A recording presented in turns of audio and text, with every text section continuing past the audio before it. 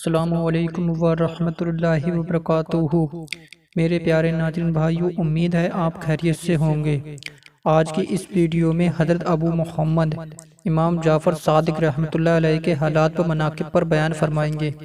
کچھ پہلو پر بیان بتا چکے ہیں اور کچھ پہلو پر بیان آج بتائیں گے، جیسے طریقہ ہدایت، ارشادات، اتجار، افسوس۔ چلیے ویڈیو شروع کرتے ہیں۔ طریق ہدایت۔ کسی نے آپ سے عرض کیا کہ مجھ کو اللہ تعالیٰ کا دیدار کروا دیجئے۔ آپ نے فرمایا کہ کیا تجھ کو معلوم نہیں ہے کہ حضرت موسیٰ علیہ السلام سے فرمایا گیا تھا کہ تو مجھے ہرگز نہیں دیکھ سکتا؟ اس نے عرض کیا کہ یہ تو مجھے بھی علم ہے، لیکن یہ تو امت محمدی ہے، جس میں ایک تو یہ کہتا ہے کہ میرے قلب نے اپنے پروردگار کو دیکھا، اور دوسرا یہ کہتا ہے کہ میں ایسے رب کی عبادت نہیں کرتا جو مجھ کو نظر نہیں آتا۔ یہ سن کر آپ نے حکم دیا اس شخص کے ہاتھ پیر باندھ کر دریا دجلہ میں ڈال دو۔ چنانچہ جب اس کو پانی میں ڈال دیا گیا اور پانی نے اس کو اوپر پھینکا تو اس نے حضرت سے بہت فریاد کی، لیکن آپ نے پانی کو حکم دیا کہ اس کو خوب اچھی طرح اوپر نیچے گوتے دے، اور جب کئی مرتبہ پانی نے گوتے دیے اور وہ لبے مرگ ہو گیا تو اللہ تعالیٰ سے عنایت کا طالب ہوا۔ اس وقت حضرت نے اس کو پانی سے باہر نکلوایا اور حواس درست ہونے کے بعد دریافت فرمایا کہ اب تو اللہ تعالیٰ کو دیکھ لیا۔ اس نے عرض کیا کہ جب تک میں دوسروں سے عنایت کا طلبدار رہا اس وقت تک تو میرے سامنے ایک حجاب سا تھا، لیکن جب اللہ تعالیٰ سے عنایت کا طالب ہوا تو میرے قلب میں ایک سراغ نمودار ہوا اور پہلا سا اضطراب ختم ہو گیا، جیسا کہ باری تعالیٰ کا قول ہے کہ کون ہے جو حاجت مند کے پکارنے پر اس کا جواب دے۔ آپ نے فرمایا کہ جب تک تو نے صادق کو آواز دی اس وقت تک تو جھوٹا تھا، اور اب قلبی سراغ کی حفاظت کرنا۔ نمبر 2، ارشادات۔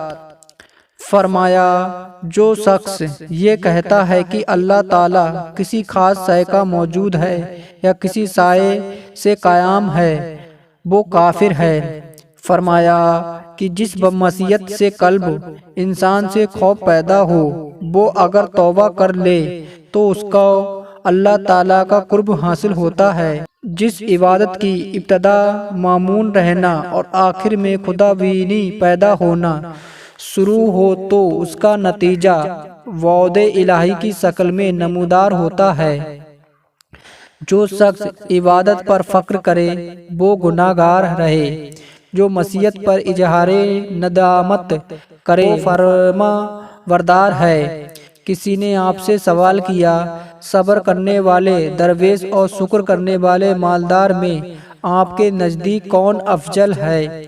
آپ نے فرمایا کہ صبر کرنے والے درویش کو اس لیے فضیلت حاصل ہے کہ مالدار کو ہمہ اوقات اپنے مال کا تصور رہتا ہے اور درویش کو صرف اللہ تعالیٰ کا خیال، جیسا کہ اللہ تعالیٰ کا قول ہے کہ توبہ کرنے والے ہی عبادت گزار ہیں۔ آپ فرماتے ہیں کہ ذکر الہی کی تعریف یہ ہے کہ جس میں مشغولیت کے بعد دنیا کی ہر شے کو بھول جائے، کیونکہ اللہ تعالیٰ کی ہر شے کا مالک ہے۔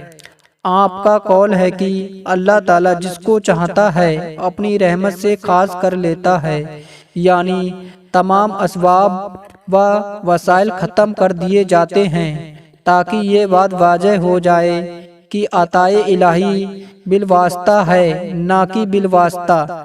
فرمایا کہ مومن کی تعریف یہ ہے کہ نفس کی سرکشی کو مقابلہ کرتا رہے، اور عارف کی تعریف یہ ہے کہ جو اپنے مولا کی اطاعت میں ہماتن مشغول رہے۔ فرمایا کہ صحابہ کرامت وہ ہے جو اپنی ذات کے لیے نفس کی سرکشی سے آمادہ و جنگ رہے، کیونکہ نفس سے جنگ کرنا اللہ تعالیٰ تک رسائی کا موجب ہوتا ہے۔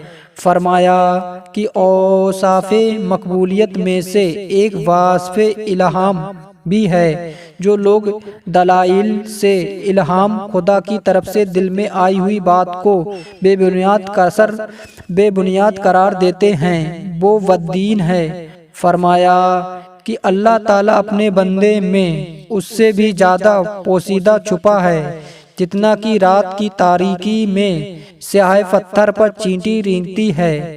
فرمایا کہ اس کے الہی نہ تو اچھا ہے اور نہ برا۔ فرمایا کہ مجھ پر رومجے حقیقت اس وقت کھلے جب میں خود دیوانہ ہو گیا۔ فرمایا نیک وقتی کی علامت یہ بھی ہے کہ عقل مند دشمن سے واسطہ پڑ جائے۔ فرمایا کہ 5 لوگوں کی صحبت سے اجتناب پرہیز کرنا چاہیے۔ نمبر 1، جھوٹ سے، کیونکہ اس کی میت ساتھ فریب میں مبتلا کر دیتی ہے۔ 2، بے وقوف سے، کیونکہ جس قدر وہ تمہاری منفعت نفع چاہے گا اسی قدر نقصان پہنچے گا۔ نمبر 3، کنجوس سے، کیونکہ اس کی صحبت سے بہترین وقت رائگاں بیکار ہو جاتا ہے۔ نمبر 4، بزدل دل سے، کیونکہ یہ وقت پڑنے پر ساتھ چھوڑ دیتا ہے۔ نمبر 5، فاسق سے، کیونکہ ایک نوالے کے تعامل لالچ میں کنارہ کش ہو کر مصیبت میں مبتلا کر دیتا ہے۔ فرمایا کہ اللہ تعالیٰ نے دنیا ہی میں فردوس و جہنم کا نمونہ پیش کر دیا ہے، کیونکہ عصائص جنت ہے اور تکلیف جہنم۔ جنت کا صرف وہی حقدار ہے جو اپنے تمام عمر کام اللہ تعالیٰ کو سونپ دے، اور دوزخ اس مقدر ہے جو اپنے عمر کام سرکش نفس کے حوالے کر دے۔ فرمایا اگر معاندین دشمنوں کی صحبت سے اولیاء اکرام کو ضرر نقصان پہنچ سکتا ہے تو فرعون سے عیسیٰ کو پہنچتا، اور اگر اولیاء کی صحبت دشمن کے نفع دینے والی ہوتی تو سب سے پہلے حضرت لوط کی ازواج کو فائدہ پہنچتا، لیکن قبض اور وسط کے سوا کچھ بھی نہیں ہے۔ اعتذار، افسوس، آپ کے فضائل و ارشادات بہت زیادہ ہیں، لیکن تلاوت کے خوف سے حصول سعادت کے پیش نظر بہت تھوڑے بیان کر دیے گئے ہیں۔ اس کے آگے کا بیان ہم حضرت اویس قرنی رحمۃ اللہ علیہ کے حالات و مناقب پر بیان فرمائیں گے۔ تب تک ہمارے اسلامک آل انڈیا نیٹ ورک چینل کو دیکھتے رہیے۔ ملتے ہیں اگلی ویڈیو میں۔